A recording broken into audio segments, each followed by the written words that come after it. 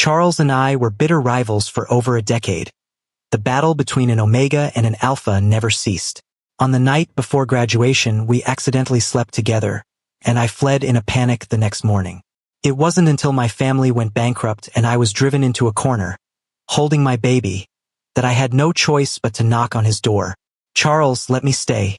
I really have nowhere else to go." He stared at the baby in my arms, his tone icy. "You want me to take in my rival and someone else's child?" Only then did I realize that this idiot didn't remember that night at all. Chapter 1. "Charles, I'm begging you."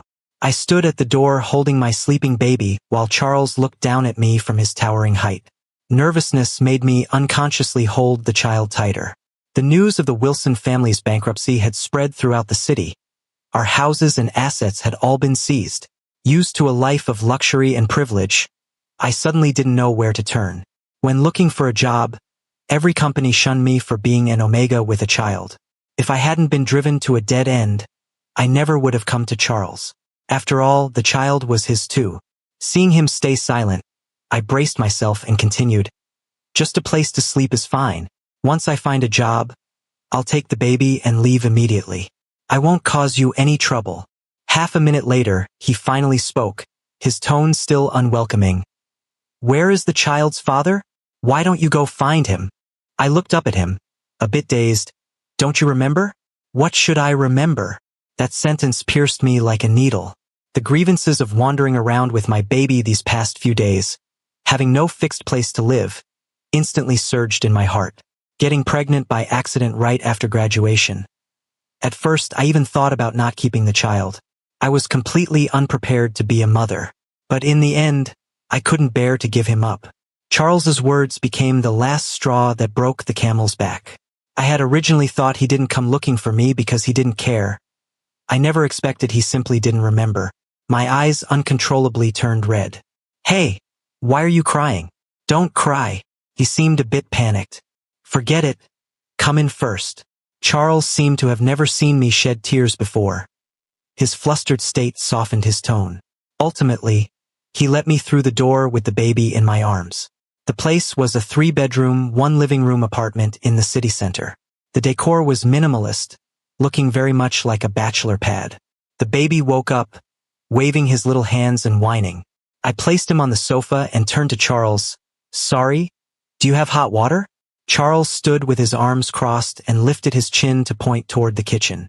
I took formula out of my bag, prepared the milk, and handed it to the baby, who immediately quieted down and started drinking. Charles just stood to the side, glancing over from time to time. "Does he not care about you too?" "Who are you talking about? With my family bankrupt and my father in prison, who else was there to care about me?" Charles gritted his teeth. "The child's father. He just lets you raise the child alone." I raised my eyes to look at him, afraid the baby would start crying and fussing. I pulled on his arm. "Let's go talk on the balcony." As soon as we reached the balcony, Charles demanded aggressively, "Elliot, what were you thinking? Having a child at such a young age. And where is he now? Ignoring you completely? Did he abandon you out of fear of being implicated? You really were blind. Who is the father? I'll take you to go find him." I pressed my lips tightly together, my feelings complex. Learning that he had no idea he was the father made me both disappointed and relieved. At least I didn't have to worry about him fighting for custody. I hurriedly held him back. Don't go looking for him." Charles's face was livid. "You're still defending him at a time like this, and to think I always treated you as a worthy rival. Yet you're so disappointing." His gaze fell on our clasped hands. "Acting spoiled is useless." Charles and I practically grew up together. Our family backgrounds were comparable, and we had known each other since kindergarten. He had disliked me from a young age. In elementary school, I once tried to make peace with him and brought him my favorite candy. I didn't expect him to smack the candy right out of my hand. "Elliot, I hate you." Having been spoiled since childhood, I had never suffered such a grievance. After failing to show goodwill multiple times, I also lost my temper. "I hate you too." From then on, we became bitter rivals. Grades, competitions, university activities, we fought over everything. Whenever we met, we mocked each other, neither willing to yield an inch. I thought we would go on like that forever. Until the night before graduation, when I unexpectedly went into heat and slept with him. Waking up the next day afraid of being ridiculed by him, I fled in a panic. Until my family went bankrupt and I had nowhere to go. The wind on the balcony brought my thoughts back. Just consider it me begging you. I don't have any other friends. Friends? Charles froze. Could their kind of relationship be considered friends?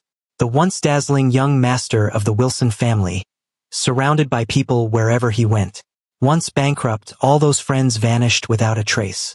He felt an indescribable sensation in his heart, like punching cotton, muffled and stifling. Elliot had changed. Before, he was so proud, like a peacock. Now, he was so submissive, tamed by another alpha. Once I find a job and a place, I'll move out immediately. I won't bother you for too long. Perhaps it was an alpha's innate protective instinct toward an omega that made Charles unable to utter a refusal anymore. Charles's apartment was very large. He usually lived alone, so he hadn't prepared any extra rooms. Playing the good guy to the end, when he heard Elliot was going to clean up the guest room, he voluntarily offered up the master bedroom. You guys take the master bedroom. I can just sleep in the guest room. I felt a bit embarrassed. How can I do that? Only the master bedroom has AC, and it's too late to call someone to install one today. The weather is hot right now. If you don't want the child to get sick. Charles looked at Elliot's thin, frail frame. He hadn't thought he was that thin before, but looking at him now, he seemed to have lost quite a bit of weight. Thank you, Charles. In that moment, I was genuinely grateful. Entering the room and setting the baby down, my heart finally settled completely. I observed Charles's room. It was clean and minimalist, much like his personality. The bedsheets were dark blue, and a faint scent of coffee lingered in the room. Charles's pheromones. It wasn't as strong as I smelled that night. Perhaps because the environment and the scent were so relaxing. Holding the baby, I unknowingly fell asleep. The door to the master bedroom wasn't closed tightly. When Charles passed by, he peeked inside. Elliot was holding the child. The large one and the small one were both sleeping soundly. This scene held an inexplicable sense of warmth. Driven by some unknown force, he pushed the door open and walked in. He looked at Elliot first, then his gaze fell on the face of the child in his arms. His skin tone was inherited from Elliot, fair and tender, with chubby, fleshy cheeks, a milk bottle still dangling from his mouth. A faint scent of milk emanated from the baby's body, carrying a hint of coconut, smelling a bit like coconut milk. Having not seen him for over a year, he never expected that a year later, Elliot would appear at his house with a child. What does Elliot's child feel like? The next second, he reached out and poked the child's cheek. In his sleep, the baby reached out and grabbed randomly, catching his fingertip. A wondrous feeling spread through his heart. Chapter 2. I opened my eyes and saw someone squatting by the head of the bed. After reacting, I met Charles's gaze. I heard him speak. Elliot, is this really your child? My heart tightened. Did Charles remember something? So fair and chubby, you really gave birth to him? You didn't pick him up somewhere, did you? Hearing him finish, my initial nervousness vanished. I gave birth to him. The baby hadn't woken up. One of Charles's fingers was grasped by his little hand, and he reached out his other hand to poke the baby's fair, tender cheek again. Stop poking him, he'll wake up soon. Charles's playful mood flared up, and he pretended to be impatient. I gave up my bed for this little brat to sleep in. Can't I even touch him a couple of times? Little brat, your mom is truly an ungrateful little thing. You can't learn from him when you grow up. I am not. Stop talking nonsense. I pushed Charles's hand away, cradled the baby in my arms, and stared at Charles to prevent him from saying any more nonsense. Charles looked at Elliot, who had just woken up and looked fiercely protective of his calf, and the corners of his mouth ticked upward. Teasing Elliot successfully made him feel very amused. But the next second, he paid the price for his actions. The baby woke up after all and started wailing. The loud sound instantly shattered the tranquility of the room. Charles had never taken care of a child and didn't know how to handle it. Watching that little face scrunch up and the crying shake the heavens, he suddenly panicked a bit.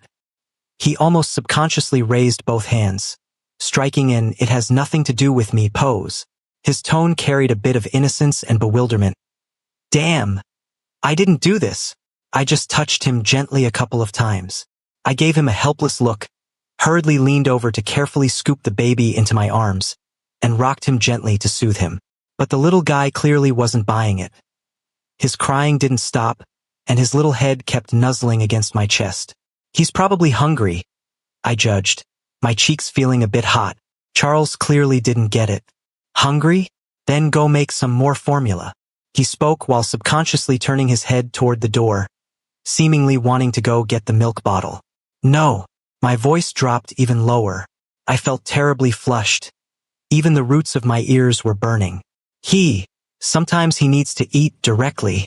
Having said this much, the meaning couldn't be more obvious. Charles whipped his head around, his gaze unexpectedly falling on my chest before immediately darting away as if he'd been burned. That bit of composure from teasing me just now vanished without a trace, and a noticeable blush rapidly climbed from his neck to the tips of his ears. Oh, he responded, his voice a bit tight, his footsteps slightly erratic as he backed toward the door. Then you carry on.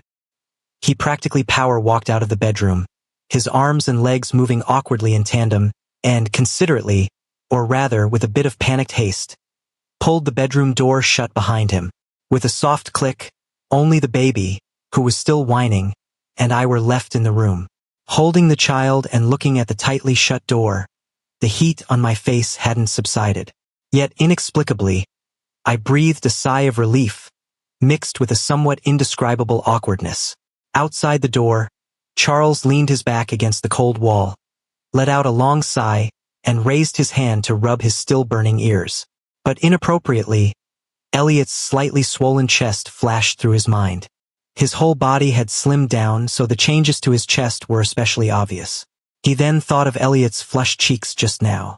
He irritably ruffled his hair and cursed in a low voice. Damn it!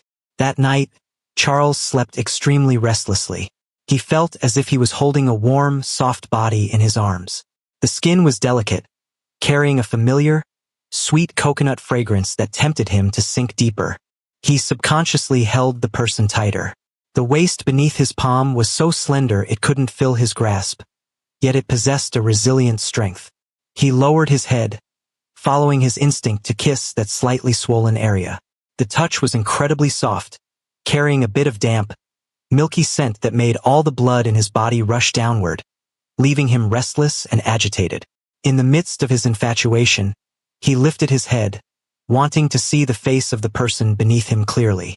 What met his eyes was Elliot, with his misty eyes and reddened outer corners, looking at him with a mix of reproach and resentment.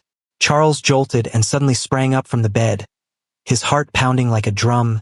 Thump, thump, thump. Fuck. Why would he dream about Elliot? And this kind of dream? In the darkness, he panted heavily. The tactile and visual impact of the dream was too real, making him unbearably hot all over. What made him break down even more was that when he threw off the blanket, the pitched tent glaringly declared the direct consequence of this dream. Motherfucker! He cursed lowly and practically stumbled into the bathroom, twisting open the cold water valve. Chapter 3. The next morning, Charles came downstairs with faint dark circles under his eyes. At a glance, he saw the figure in the kitchen. Elliot, with his back to him, was busy at the stove. Wearing slightly oversized loungewear, his figure appeared even thinner. A faint aroma of rice permeated the air, along with a barely there hint of Elliot's own coconut-scented pheromones. This should have been a warm and peaceful scene. But Charles's footsteps abruptly stopped in place, his throat tightening. The images from last night's dream uncontrollably surfaced again. That slender waist he had held tightly in his dream, that soft touch carrying a milky scent. He looked away almost instantly, feeling even more irritable inside. Hearing the footsteps, I turned around. Good morning. I made breakfast. Charles raised an eyebrow, a hint of disbelief in his tone. You know how to make breakfast? I nodded, bringing the softly boiled rice porridge and side dishes to the table. Yeah, it's embarrassing to live and eat here for free. Doing a little something is my way of repaying you. My voice gradually lowered, carrying a barely detectable hint of embarrassment.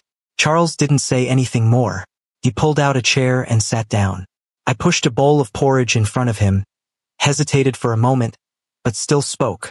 After we eat, could you accompany me to buy some things for the baby? What do you need? He took a spoonful of porridge.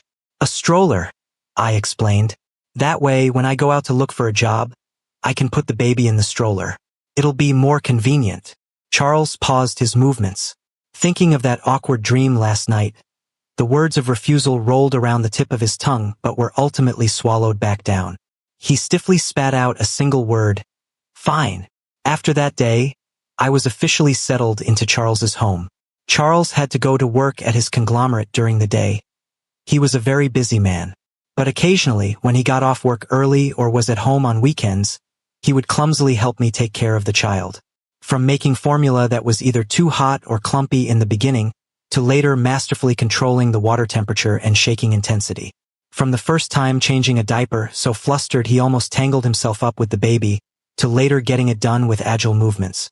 Even though he would still impatiently complain, "This little brat is so troublesome." His actions became more and more practiced each time. As for me, I found a job at a bakery near the apartment. The salary wasn't high, but fortunately, the boss was a kind beta woman. After learning about my situation, she allowed me to bring the baby to work. I finally didn't have to rely entirely on Charles. I could rely on my own abilities. Even if meager, I started to save money little by little, until the day the peace was broken. That night, Charles was still working overtime at the company. The baby had grown quite a bit since he first arrived and was becoming more active. Usually, he wouldn't obediently fall asleep until Charles came home from work and coaxed him with his stiff tone for ages. But that day, the little guy was unusually quiet. He fell asleep early, not making a fuss at all. At first, I breathed a sigh of relief, thinking the child had become well-behaved. But nearing midnight, I touched his burning forehead, and my heart plummeted. The baby had a fever.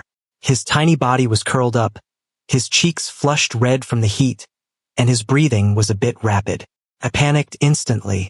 In the past, when I was still the young master of the Wilson family, I always had nannies and family doctors around me. I never had to worry about these kinds of things.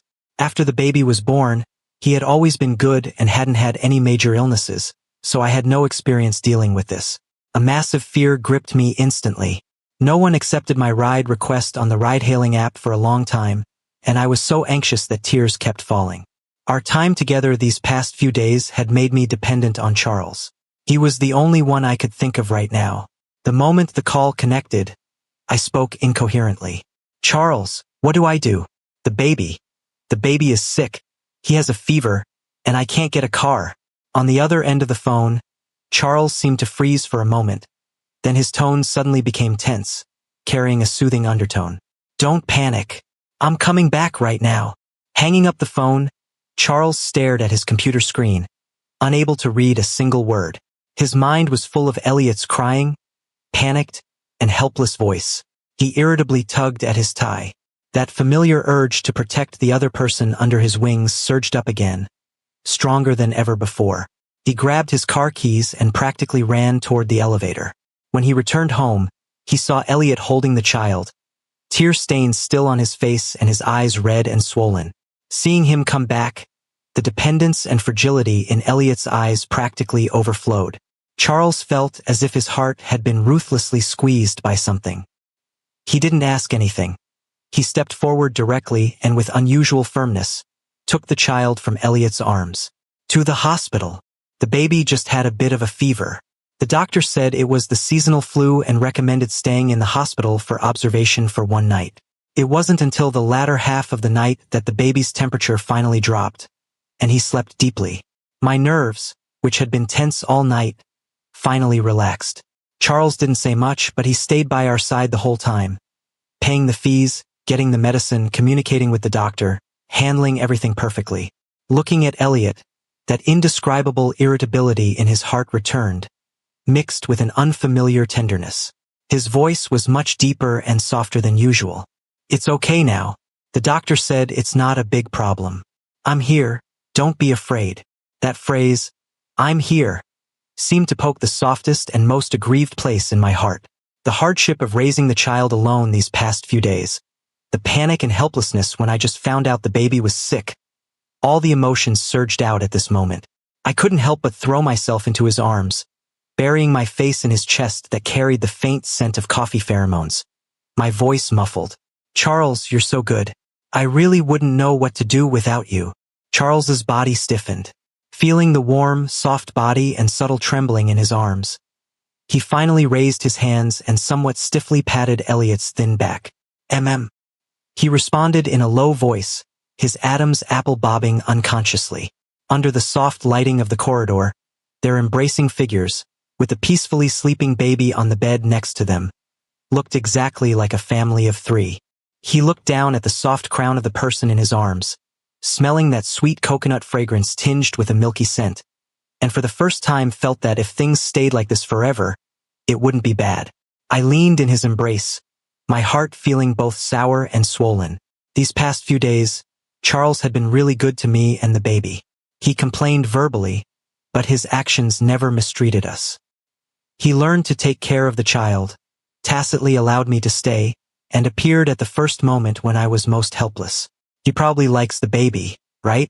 Maybe I should tell him the truth? Tell him that the baby is our child.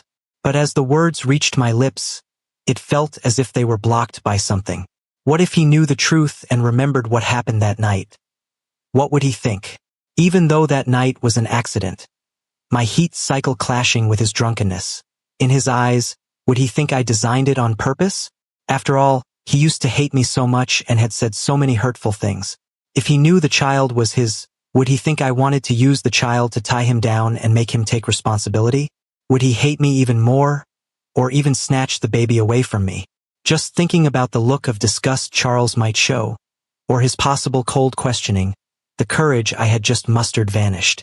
Charles felt the dependence of the person in his arms. It was as if his heart had been filled by something, turning into an absolute puddle of mush. He only had to lower his head to smell the faint coconut scent on Elliot. In the past, he thought the smell was a bit cloyingly sweet, but now it smelled very comforting, soothing his restless emotions. Fuck, what kind of fate is this? The bitter rival he had gone toe-to-toe with for over a decade was now not only being held in his arms, but he also had to worry every day about him and his child with some unknown bastard alpha. He cursed irritably in his heart, feeling that he was becoming more and more abnormal. Chapter 4. Elliot, why are you here? I looked up and saw a familiar figure. It was Gabriel, my senior. He was 2 years ahead of me, came from a good family, and was modest and gentle. Back when my family went under, he was one of the few who genuinely wanted to help. He even offered financial assistance, but I politely declined because I didn't want to owe anyone. I stood up, feeling a bit awkward. "Senior Gabriel, the baby has a slight fever, so we came to get him checked out," I explained, pointing toward the inside of the ward. Gabriel peeked in at the sleeping baby. His tone held concern, along with a barely detectable hint of reproach. "I wasn't on the night shift last night and just finished handing over. Why didn't you contact me? I could have at least helped you arrange things faster." "It's fine, senior. Everything is taken care of. The doctor said we can go home once observation is done and everything looks okay." I smiled apologetically, feeling a bit guilty when I thought about how I had rejected him before. Gabriel looked at me gently, carrying his usual kindness. "Elliot, I know you have a strong personality, but if you run into any difficulties you must tell me. I've always been here." He paused, his voice softening. "Sometimes, I really wish you wouldn't always push me away." The protectiveness and unspoken meaning in his words made my heart tremble. Feeling even more apologetic, I could only whisper, "Thank you, senior." Gabriel had pursued me before, and he didn't give up even after finding out I was pregnant. But I simply didn't have those kinds of feelings for him, so how could I accept his help? Just then, a cold, hard voice cut in, laced with obvious displeasure. "Who is he?" I turned around and saw that Charles had returned at some point. He was holding steaming porridge and steamed buns, but his face was gloomier than the sky outside. His sharp gaze swept over Gabriel like a knife, his body radiating a low-pressure aura. Gabriel looked at Charles, then at the baby. He stared at me, his tone certain, Is it him? I understood what he meant and nodded. I see. It looks like I completely lost my chance. When had Charles ever been ignored like this? Moreover, seeing this alpha talking to Elliot like that made him instantly furious. Who are you? Gabriel offered a mild smile. I'm Elliot Sr. I came to check on him and the baby. Gabriel looked at Charles's dark expression, then at my awkward face, and gave a knowing, somewhat helpless, gentle smile. I have work to do, so I'll get going. Elliot, bring the baby out to play when you have time. His tone was as gentle as ever. I nodded, feeling relieved but also a bit guilty. Goodbye, Senior. Gabriel turned and left, leaving only Charles and me in the ward. He shoved the breakfast bags into my arms. His movements were so rough that the porridge almost spilled. His face was livid, his chest heaving slightly. He was clearly still furious, asking through gritted teeth. Is he that scumbag? I didn't register it at first.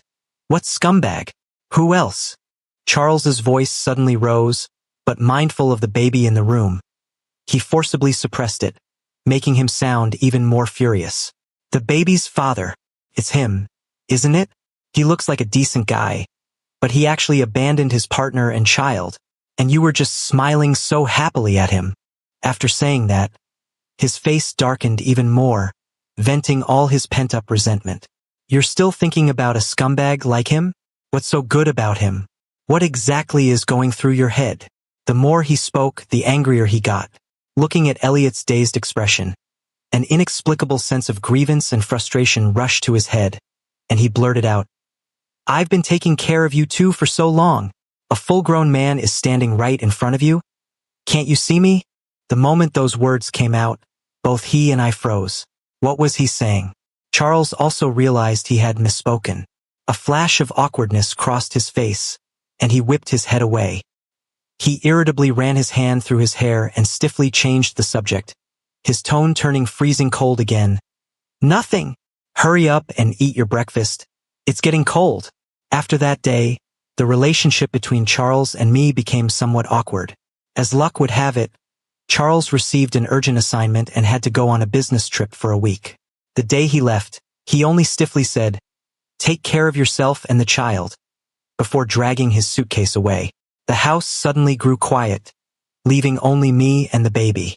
The space was obviously larger, yet my heart felt like a piece was missing. That day, I was holding the baby and playing in the living room when a familiar wave of burning heat suddenly radiated from my lower abdomen, making my legs feel weak. Oh no, it's my heat. Since having the baby, I hadn't experienced a heat cycle and had almost forgotten about it. I barely managed to coax the baby to sleep and put him in the crib, but the heat waves inside my body grew stronger and stronger. My consciousness began to blur, and a rich, sweet coconut scent spread out uncontrollably. I never expected Charles to return at this exact moment. Charles pushed the door open. The living room and kitchen were quiet, and he didn't see anyone. Elliot? He called out a few times, but there was no response. A sweet scent seemed to drift in the air. He felt his heart tighten, and he quickly walked toward the master bedroom, pushing the door open. The rich, sweet scent of coconut rushed at his face, enveloping him. You're in heat. His voice was a bit hoarse. He subconsciously wanted to step back, but his feet felt nailed to the floor.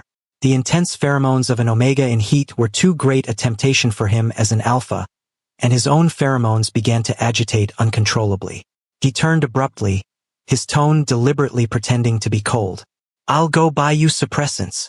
For an omega who has been fully marked and has given birth, the body develops a deep dependency on their alpha's pheromones. Ordinary suppressants are practically useless. A massive emptiness and craving swallowed me. Seeing him about to leave, panic overcame reason. I instinctively reached out and grabbed the hem of his shirt, my voice crying and distressed. Don't go. Suppressants won't work. Charles's body stiffened. He looked back at my hand, pulling his shirt, emotions surging in the depths of his eyes. Of course he knew why they wouldn't work. Thinking of the alpha who had marked Elliot and rendered the suppressants useless for him, an anonymous fury mixed with intense possessiveness welled up. He let out an irritable, low growl, suddenly leaning down and trapping me between him and the bed. They won't work? Then what do you want? Do you want me to go find that man and bring him back to you? He spoke almost through gritted teeth, every word laced with fiery anger. Impossible. Elliot, don't even think about it. You can only stay by my side. You can't go anywhere. This familiar, domineering tone made me vaguely feel like I was back in the days when we used to butt heads. He was always like this, overbearing and unreasonable. But right now, the agony of my heat mixed with the grievance of being trapped by him made me desperately want to know what right he had to say such things. Tears couldn't help but fall, and I questioned him through my sobs. What do you mean? Charles, you've always hated me, yelled at me, treated me poorly, and recently you've been avoiding me. You really just want me to leave sooner, don't you? I accused him with tear-blurred eyes. Thinking back to our school days, Charles was so outstanding. Anyone would be attracted to a handsome, excellent alpha, and I was no exception. But whenever I wanted to get closer, all I received was his hostility. I knew very well that Charles hated me, for no reason at all. When did I ever tell you to leave? You did. You said you hated me before. His tone was fierce. That was before. Before. I latched onto his words and stubbornly pressed him. The heat made my emotions especially sensitive and direct. What about now? What does not hating mean? Charles was cornered by my questions with nowhere to hide. He took a deep breath, looked into my eyes, and spoke in a rushed, aggressive tone, yet carrying a reckless honesty. I like you now. Are you happy? Chapter 5. A surging wave of emotion instantly rushed out, overwhelming Charles. Yes, he had fallen for this Omega a long time ago. He didn't know exactly when it started. Perhaps it was when he saw Elliot sleeping so carefully in his bed, holding the baby. Perhaps it was the complete reliance he showed when crying and calling for help late at night. Or maybe even earlier, when Elliot showed up at his door in a wretched state with a child. And despite saying harsh words, Charles couldn't help but soften his heart and let him in. His feelings had changed long ago, but he had always refused to admit it, deceiving himself with ridiculous excuses like sworn enemies or protective instinct. It wasn't until he was in the hospital, seeing that alpha named Gabriel being so close to Elliot, that the explosive burst of hostility and possessiveness in his heart completely woke him up. He was so angry then that he spouted nonsense about a scumbag abandoning his partner and child. Rather than saying he was accusing that hypothetical father of the child, it would be more accurate to say he was venting his own dark, barely concealable jealousy. He was afraid that Elliot truly had someone else in his heart. Now, those long-suppressed thoughts could no longer be hidden. He remembered why he had hated Elliot so much a long time ago. It was because Elliot was always so beautiful and proud, like a brilliant little sun, attracting everyone's gaze wherever he went, especially those alphas, who always swarmed around him like bees to honey. When he was young, Charles didn't understand what that irritable emotion was whenever he saw Elliot smiling at others. He just felt that this Omega was an eyesore, stealing everyone's attention. He mistook that inexplicable possessiveness and irritation for hatred. So, he started working against him, using competition and provocation to attract his attention, as if this was the only way to prove that he was special. He used the wrong method, turning a budding, ignorant crush into over a decade of being at each other's throats. It wasn't until Elliot showed up at his door with a child that their paths crossed again. He thought he was too late. He thought that Elliot could never be his. Just as he was immersed in his thoughts, the person beneath him reached out and tugged at his collar. With breath practically ghosting over his ear, he heard Elliot say, "Charles, mark me." With a boom, Charles's reason completely collapsed. Charles had a dream. In the dream, he returned to the night after the graduation ceremony. He had drunk a lot of alcohol. Feeling top-heavy, he only wanted to find a place to lie down. He stumbled into the room he had booked upstairs. Just as he collapsed onto the bed, the door was suddenly slammed open. A figure stumbled and rushed in, carrying an abnormally thick, cloyingly sweet coconut scent that instantly filled the entire room. Even though he had drunk a lot, he still recognized him. It was Elliot. His cheeks were flushed with an unnatural red, his eyes glazed, and his breathing ragged, practically collapsing softly by the side of the bed. Slender fingers tightly gripped Charles's sleeve, his voice carrying a sob and unbearable agony. "Charles, I'm in heat.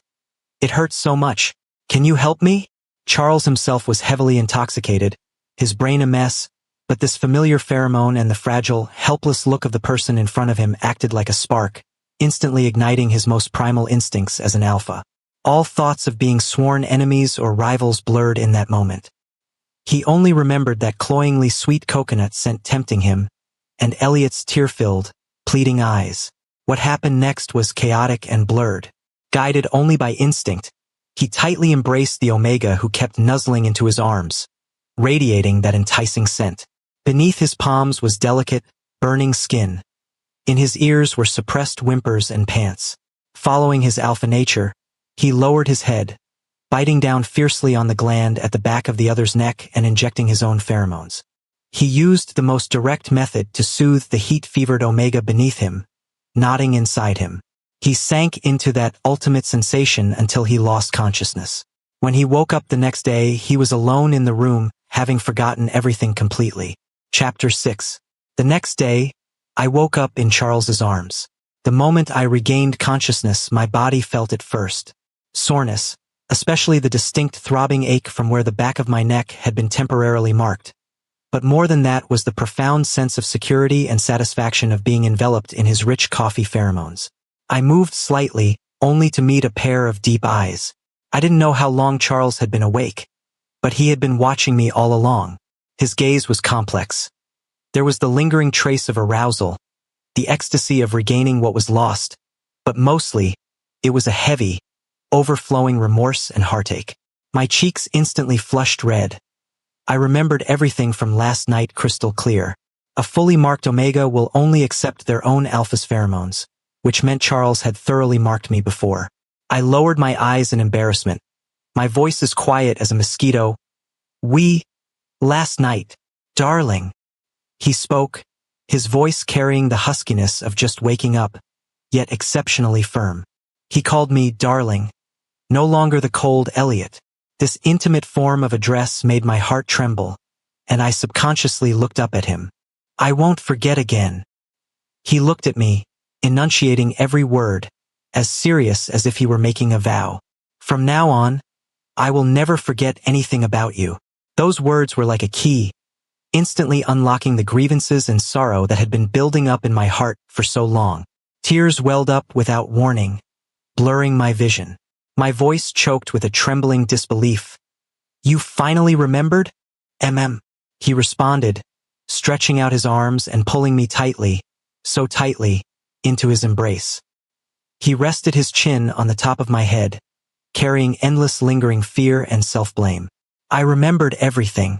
I remembered the night of graduation. I remembered it was you. I'm sorry, Elliot. I'm sorry for making you endure so much all by yourself.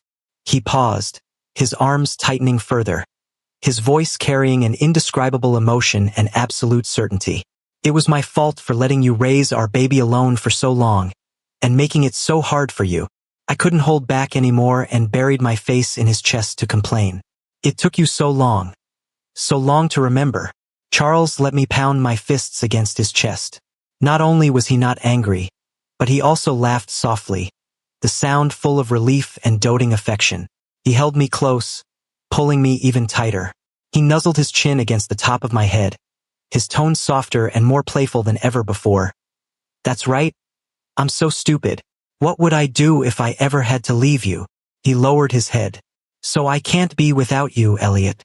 The three of us, our family, will never be apart again. Okay. If you enjoyed this story, remember to subscribe to my channel. Thank you so much.